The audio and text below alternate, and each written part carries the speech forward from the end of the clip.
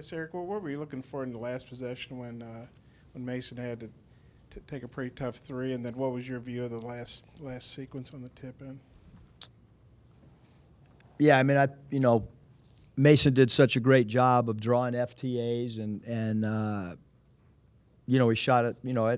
Look, if we don't have Mason play at that level, this game's not close. I thought Mason's decision making tonight was phenomenal. He had 38 points in 34 minutes. Certainly, Mississippi State's defense was focused on him. They forced him into a tough shot. But you can't have a live ball turnover that ends up in a layup. And then we fouled when we were up 3 instead of just keeping the ball in front of us. And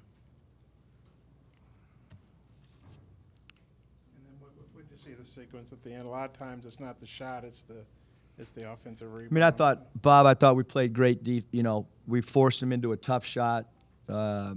We gave help on the dribble drive. We defended without fouling. And they had a 7-footer reach over us and tap the ball in. I mean, I thought we had a box out. A couple of our guys kind of, fell into the out-of-bounds thing. But, tonight, they have 4 offensive rebounds, but the fourth one, won the game for them.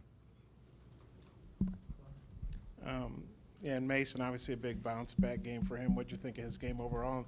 I don't know if that's a record, but again, the free throw line 21 times, that's obviously amazing. Yeah, I thought that not yesterday, but the day before was his best practice that I've been around him. Thought he was really focused today, and he's put together, some really great basketball games, and then he had 2 games where maybe he didn't play as well, but teams have focused on him, and again, I mean, just to have a player play like he did and come up short, is tough to swallow. What opened things up for Sills in the second half?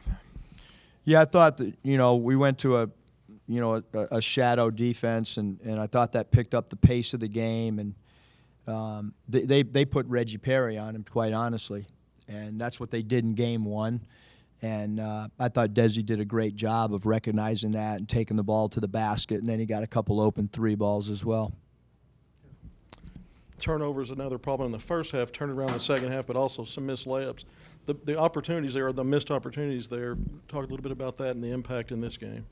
Yeah, I mean, the first half, you can't have 3 or 4 travels, whatever we had, and then just a ton of missed layups right around the rim.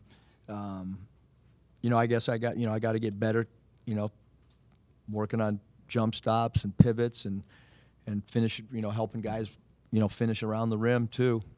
But certainly, to play an entire second half when you're down like we were and only have 3 turnovers, I thought we did a really good job once we got in the locker room and regrouped and talked about some of the first half turnovers.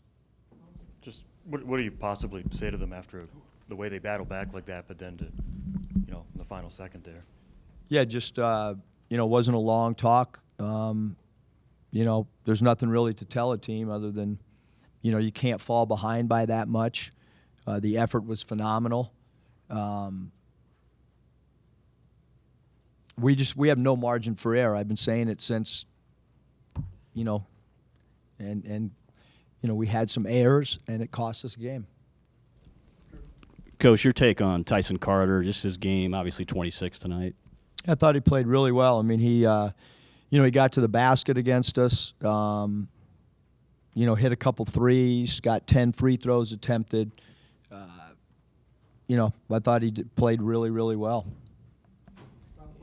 Yeah, Eric, it's been a lot of tough losses this season, but is this one maybe the toughest because you come back from down 17 and then you get the lead and then, not even less than a second. I mean, it goes down to the very last half second, Yeah, I mean, I've not been a part of, something so, tough, but, now we got to go play a game at a, a preseason top 5 team that's really talented in Florida, and, I